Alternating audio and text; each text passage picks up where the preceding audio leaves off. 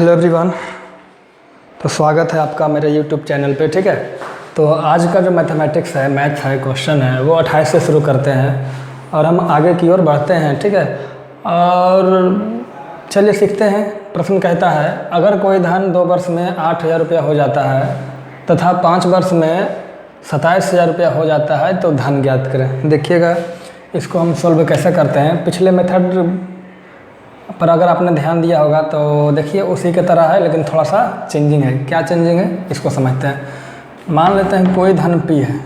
ठीक है, कहता है 2 वर्ष में 8,000 रुपया हो जाता है, तो जो 2 साल में कितना हो गया 8,000 रुपया। और कहता है 5 साल में 27,000, यानी 2 साल इधर हुआ है ना जी। कोई धन 5 साल में 27,000 होगा, यानी P से 27,000।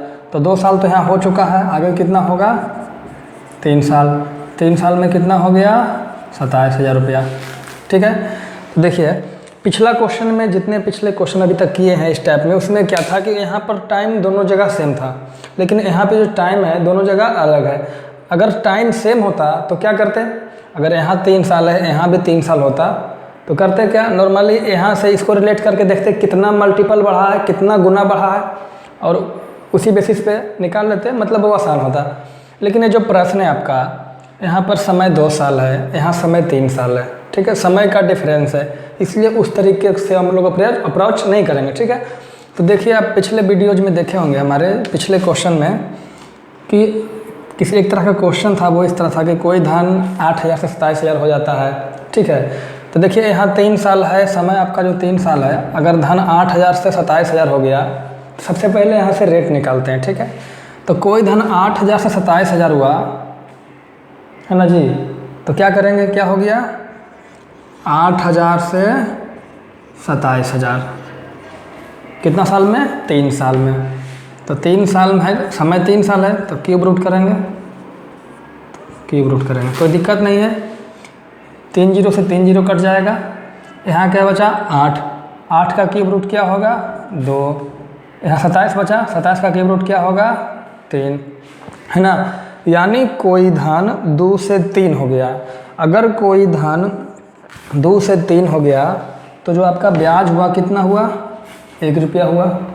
और जब ब्याज 1 हुआ तो 1 का ब्याज कितने पे 2 पे, तो 100 पे कितना है ना। तो यहाँ से आ गया 50%। तो यहाँ से हमारा दर क्या आ गया 50%। ठीक है ना जी, दर 50% है। अब यहाँ से हमारा जो रेट है अब वो हो गया 50%। 50% मतलब 1/2।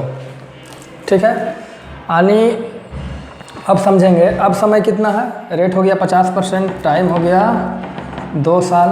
ठीक है, और अमाउंट कितना हो गया, मान लेते हैं मूलधन है, ये टाइम 2 साल है, तो अगर 8,000 हो गया तो 8,000 क्या हो गया अमाउंट, तो अमाउंट हो गया आपका 8,000 रुपया। ठीक है, अब पहले प्रश्न की तरह ऐसे करेंगे। कैसे करेंगे, देखिए 50% यानी 1/2। तो इसको समझेंगे, अगर कोई धन 2 रुपया है तो हो कितना गया 1 साल बाद 3 रुपया। फिर इसी तरीके से अगर कोई धन 1 है तो 2 का 50% इंटरेस्ट यानी 1 ब्याज हुआ, कितना हो गया 3। समय 2 साल की बात है, इसलिए 2 बार ही लिखेंगे, है ना। इसको गुना करेंगे, 2 दूनी 4, 3 तिया 9। अब इसका मतलब क्या हुआ कि अगर मूलधन जो है आपका 4 रुपया है तो मिश्रधन कितना हो गया 9 रुपया, है ना जी। 9 रुपया यानी 9 यूनिट बोलेंगे, और जो 9 यूनिट है ना, देखिए मूलधन 4 यूनिट है तो मिश्रधन 9 यूनिट हुआ। 9 यूनिट आने किसको इंडिकेट करता है 8,000 रुपया को। ठीक है, तो 9 यूनिट 8,000, तो 1 यूनिट कितना होगा 8,000 बटे 9 रुपया।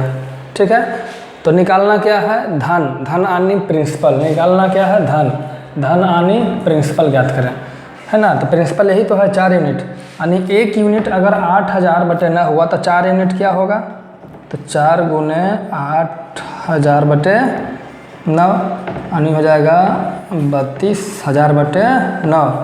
यही हमारा क्या हो गया मूलधन हो गया। हमारा मूलधन कितना हो गया 32,000 बटे 9। चलिए तो आगे की ओर और कुछ प्रश्नों को लेते हैं। चलिए तो अगले टाइप के प्रश्नों पे आते हैं और इसे समझते हैं। प्रश्न कहता है कि किसी धन पर साधारण ब्याज व चक्रवृद्धि ब्याज क्रमशः 400 व 410 है ना, यानी यहाँ से जो सिंपल इंटरेस्ट है इसे हम लोग SI बोलते हैं, वो 400 रुपया है और कंपाउंड इंटरेस्ट जो है 410 रुपया है। ठीक है, कहता है मूलधन व दर ज्ञात करो यदि समय 2 साल है। टाइम क्या दे रखा है? 2 साल। समय कितना है? 2 साल दे रखा है। तो देखिए मान लेते हैं कोई मूलधन है, ठीक है, कोई मूलधन है, कोई मूलधन मान लेते हैं P। तो 2 साल, समय 2 साल है ना। कहता है कि चक्रवृद्धि ब्याज जो 2 साल का है वो साधारण ब्याज जो 2 साल का है 400 रुपया है ना। देखिए जो साधारण ब्याज होता है हर साल बराबर होता है ना। तो यहाँ से हम लोग समझेंगे कि यानी पहले साल अगर 200 रुपया साधारण ब्याज होता है और अगले साल भी अगर 200 रुपया साधारण ब्याज होता है तो कुल मिला के साधारण ब्याज कितना हो गया? 400। 200 प्लस 200 कितना? 400। देखिए 400 रुपया दे रखा है।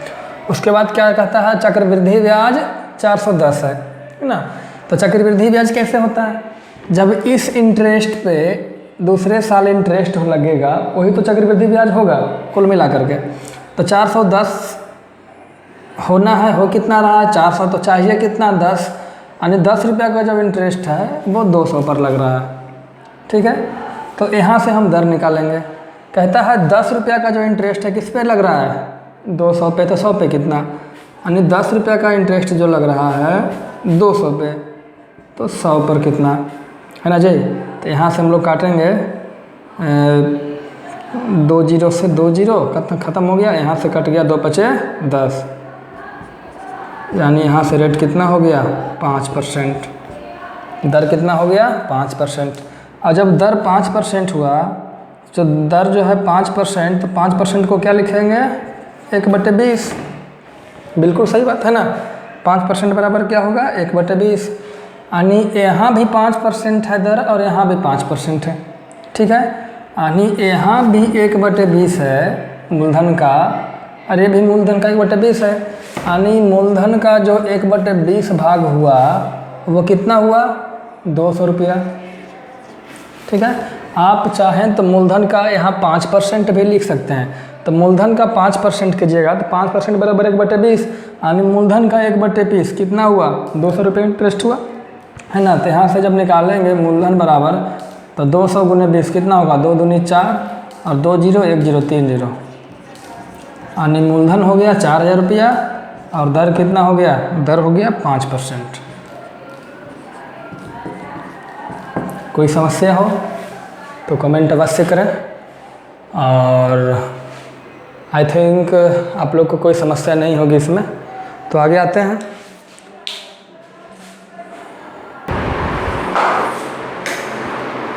चलिए समझते हैं इस प्रश्न को। अगला प्रश्न है कि 5000 रुपया के धन 2 वर्ष में साधारण ब्याज और चक्रवृद्धि ब्याज में अंतर 72 रुपया है, तो दर ज्ञात करें है ना। इसको हम 2 तरीके से करने का प्रयास करेंगे। सबसे पहले तरीका 1 क्या है, कैसे करेंगे? देखिए मूलधन दे रखा है 5000 रुपया, समय 2 साल और जो डिफरेंस है, डिफरेंस यानी DCI और SI का जो डिफरेंस है वो 72 रुपया है, तो दर ज्ञात करें। ठीक है, तो कहता है कि 5000 रुपया का क्या है आपका? 5000 रुपया का मूलधन है, समय 2 साल है। तो मान लेते हैं यहाँ कुछ सिंपल इंटरेस्ट, ये तो दोनों सिंपल इंटरेस्ट होगा अभी तत्काल है ना। अब कहता है अब यहाँ से क्या होगा? डिफरेंस क्या होगा? यही तो डिफरेंस होगा, यानी ये क्या होगा हमारा? डिफरेंस 72 रुपया। ठीक है, और टोटल मिलाएंगे दोनों साधारण ब्याज और प्लस इसको ब्याज, इस ब्याज को मिलाएंगे तो हो जाएगा चक्रवृद्धि ब्याज, और ये दोनों ऊपर हो गया क्या? साधारण ब्याज। एक चीज़ ध्यान रखिएगा, जब 5000 का कुछ रेट लगा होगा तो साधारण ब्याज आया होगा है ना, ब्याज आया होगा, और इस साधारण ब्याज पे भी कुछ रेट लगा होगा तो ये 72 आया होगा, और दोनों जगह रेट क्या होगा? बराबर होगा है ना। तो दोनों जगह रेट बराबर होगा तो रेट निकाल लेते हैं। तो यहाँ से रेट निकालेंगे तो 72 का ब्याज किस पे लगा? SI पे। तो 100 पे कितना? ठीक है। इसी तरह से देखिए यहाँ ब्याज आया SI, तो SI जो ब्याज आया किस पे आया, 5000 पे। SI का ब्याज 5000 पे, तो 100 पे कितना, ए भी रेट है, ए भी रेट है, दोनों क्या होगा, इक्वल होगा। ठीक है। अब यहाँ से काटेंगे, 100 से 100 कट गया, कोई दिक्कत नहीं हुआ, है ना जी। अब यहाँ से SI गुने SI क्या हो गया, SI का होल स्क्वायर, यहाँ हो गया 72 गुने 5000, तो 72 गुने 5000। अब देखिए SI बराबर क्या होगा, स्क्वायर में इधर जाएगा रूट में, 72 को क्या लिखेंगे, 6 गुने 6 गुने 2, 6 6 36 गुना 72। 5000 को क्या लिखेंगे, 2 गुने 2500, तो 2 का 2, 2500 को क्या लिखेंगे, 50 गुने 50, क्या लिखेंगे, 50 गुने 50, 2500 गुना 2, 5000 है ना। अब यहाँ से जो SI आएगा, यहाँ से 6 निकला, 2 निकला, 50 निकला, 6 दूनी 12 गुने 50, 600 रुपया। तो हमारा यहाँ से जो SI आया वो कितना हो गया, 600 रुपया। तो जो 600 रुपया है, 500 रुपया का ब्याज 600 रुपया आया, है ना जी। तो यहाँ से हम लोग दर कैसे निकालेंगे, देखिए कहीं भी यहाँ से मान पुट करिए, इस पर मान पुट कीजिए, इसमें कीजिए, किसी में कीजिए, आ जाएगा, है ना। तो इसमें मान पुट करते हैं, देखिए तो जो 600 रुपया का ब्याज है वो कितना पे आया, 5000 पे, कितना पे, 5000 पे, तो 100 पे कितना, ठीक है। देखिए इसको काटेंगे कैसे, 2 0 से 2 0 और 50 से काटेंगे तो 50 दूनी 100 और 6 गुने 2 कितना हो गया, 12%। दर कितना हो गया, 12%। दूसरा जो तरीका है आपके पास वो क्या है, अगर समय 2 साल हो, मूलधन दे रखा हो और डिफरेंस दिया हो और दर पूछता है, तो इस कंडीशन में जो रेट बराबर फॉर्मूला होता है वो होता है √D/P इंटू 100, ठीक है। तो √D/P, तो D का मान कितना हो गया 72, P का मान कितना हो गया 5000 और गुने 100, ठीक है। अब काटेंगे तो हो जाएगा 36, ये हो जाएगा 2500, 36 का वर्गमूल 6, 25 का वर्गमूल 2500 का वर्गमूल 50 और गुने 100, 50 दूनी 100, 6 दूनी 12%। तो जो आपका दर हो गया कितना हो गया, 12% दर हो गया, ठीक है। चलिए हम इसको बताने के प्रयास करेंगे कि रेट बराबर √D/P इंटू 100 क्यों हुआ, ठीक है। सबसे बड़ी बात इसको ध्यान रखना है, अगर समय 3 साल होगा तो फार्मूला चेंज हो जाएगा, ठीक है, उसको आगे समझेंगे। लेकिन अगर समय 2 साल होगा तो एक तरीका तो ये हुआ डिटेल में, दूसरा तरीका है कि √D/P इंटू 100 कर दें, ये आपका आ जाएगा दर 2 साल के लिए, ठीक है। चलिए आगे देखते हैं। प्यारे भाइयों बहनों, आइए समझते हैं कि आपका जो फार्मूला है दर बराबर √D/P इंटू 100 कैसे आया, ठीक है। इसको समझते हैं, तो देखिए कैसे समझते हैं। सबसे पहले हम मान लेते हैं कि कोई मूलधन है जो P है, ठीक है। क्या है, मूलधन है जो P है, और ये मान लेते हैं कि इस पर साधारण ब्याज पहले लगेगा, तो साधारण ब्याज SI है और यहाँ भी SI है, और मान लेते हैं कोई दर R है, ठीक है, और यहाँ जो है डिफरेंस D है ना, डिफरेंस सही होगा, ठीक है। तो यहाँ से हम लोग क्या समझते हैं, यहाँ से हम लोग समझते हैं कि जो मूलधन पर R% लगेगा वो क्या आएगा, SI आएगा, ठीक है। अब यहाँ R% है तो यहाँ भी R% होगा दर, है ना।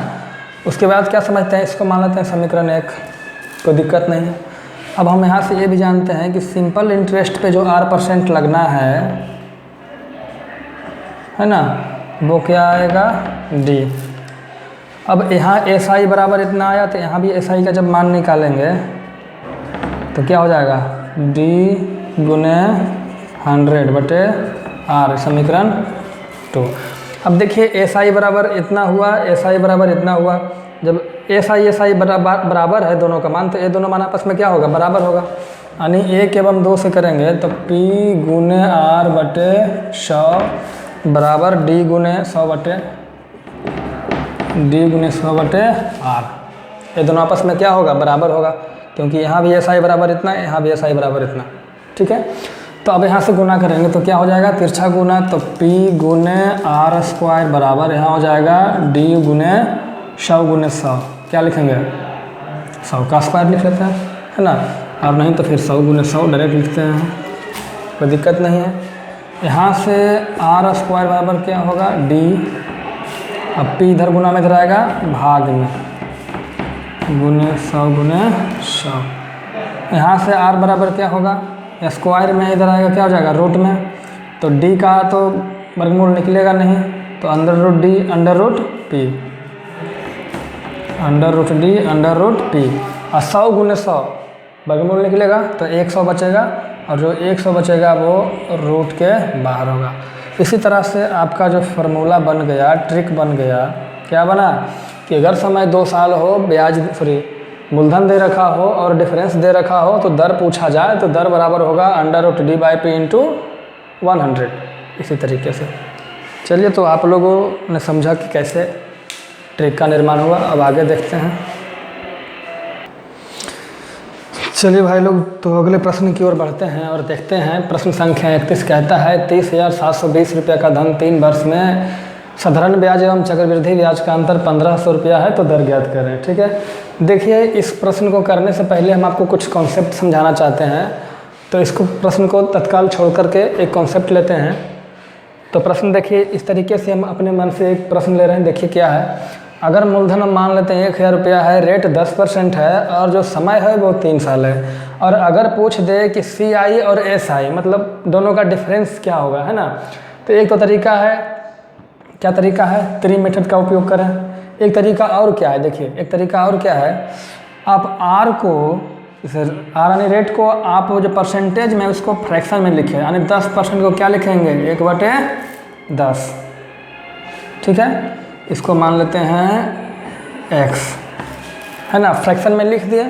तो जो डिफरेंस होगा CI और SI का, वो X के 3 गुने से 1 अधिक होगा, यानी जो डिफरेंस होगा X बराबर 10 है, यानी 10 या 30 है, 31 होगा।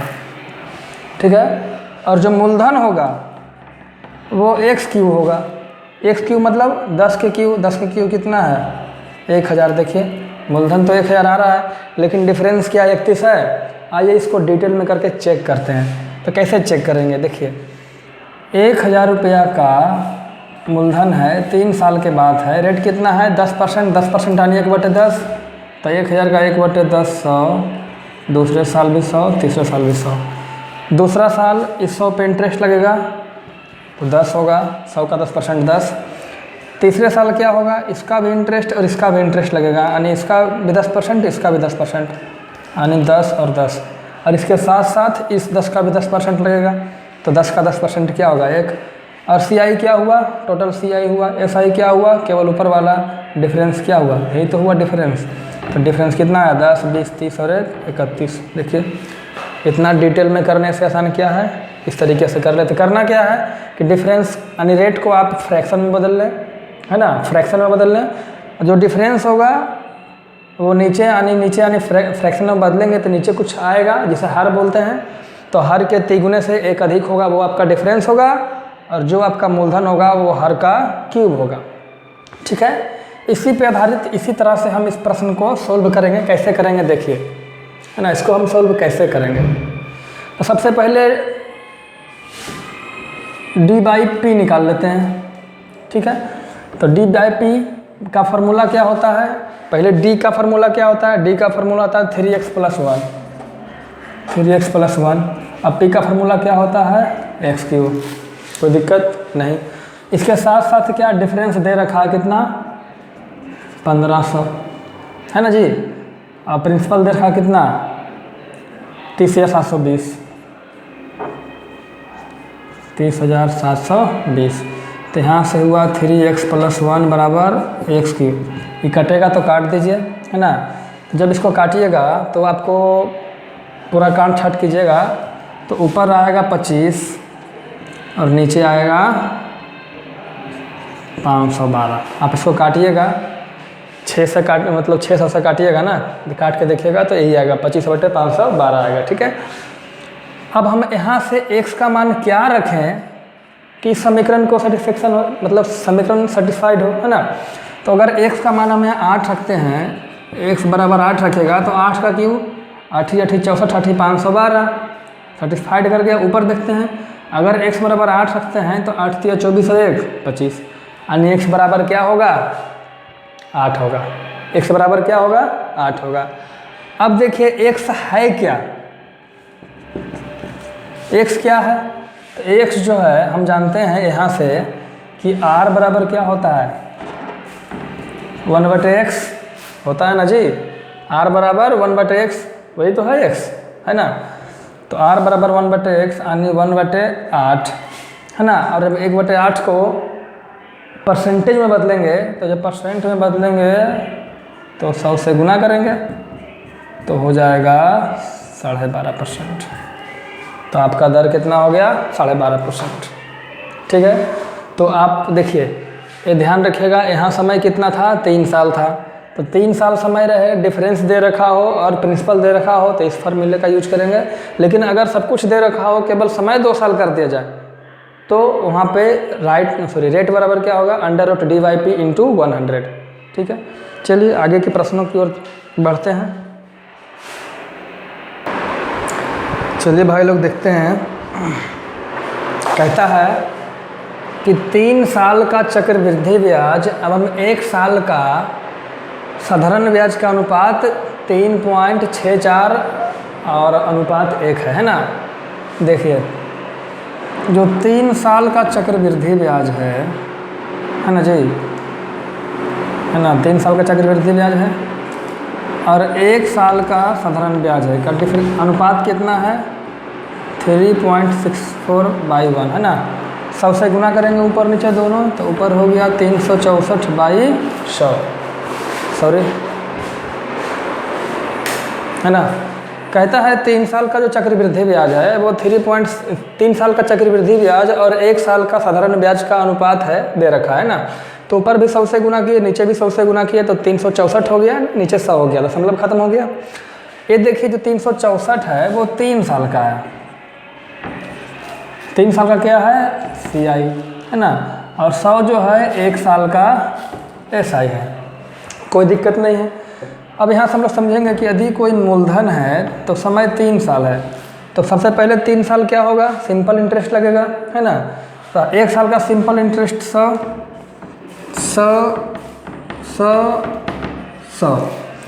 300 हो गया, है ना। अब कहता है जो 3 साल का जो चक्रवृद्धि ब्याज है वो 364 है, तो साधारण ब्याज कितना हो गया 300 3 साल का, है ना। और चक्रवृद्धि ब्याज कितना है 364, तो डिफरेंस कितना है 64, और यही तो डिफरेंस होता है, ये 64 है ना। तो मान लेते हैं कि कुछ रेट होगा तो यहाँ कुछ ना कुछ वैल्यू आया होगा स्पेंड, दूसरे साल इस इंटरेस्ट पे भी तो इंटरेस्ट लगेगा, है ना। तो मान लेते हैं 100 पे कुछ इंटरेस्ट लगा और आया A, कोई दिक्कत नहीं। अब जब बात करते हैं तीसरे साल की तो इस 100 पर भी इंटरेस्ट लगेगा, इस 100 पर भी इंटरेस्ट लगेगा। अभी हम पहले आपको बताएं कि मान लेते हैं कि 100 पे जो इंटरेस्ट लगा और इंटरेस्ट लगकर कितना मान आया A, तो यहाँ भी 100 पर इंटरेस्ट लगेगा, यहाँ भी 100 पर, यानी इस पर भी A रुपया और इस पर भी A रुपया। उसके बाद इस इंटरेस्ट पे इंटरेस्ट फिर से लगना है ना। तो मान लेते हैं इस A पर भी कुछ इंटरेस्ट लगा और उसका वैल्यू आ गया D, है ना। अब यही डिफरेंस का ये जो CI - SI है, ये क्या है CI - SI, तो यहाँ से लिखेंगे CI - SI बराबर कितना हो गया 3A + B, और यही डिफरेंस कितना है 64, यही डिफरेंस कितना है 64, कोई दिक्कत नहीं। अब यहाँ से हम लोग मान पुट करते हैं, कैसे पुट करेंगे ऑप्शन से, है ना। अगर मान लेते हैं A का वैल्यू 20% है, पहले A का 20% 50 30 70, है ना, देखते हैं कौन सेटिस्फाइड करता है। ठीक है, तो मान लेते हैं कि A का वैल्यू जो है 20% है, तो जब A का मान 20 होगा तो 20 तिया 60 होगा ना जी। मान लेते हैं A का वैल्यू कितना है, A का वैल्यू नहीं सॉरी, मान लेते हैं कि जो दर है वो 20% है। 1 मिनट समझाते हैं, 1 मिनट। चलिए यहाँ से ऑप्शन पुट करते हैं, ठीक है। देखिए क्या पुट करते हैं समझना है।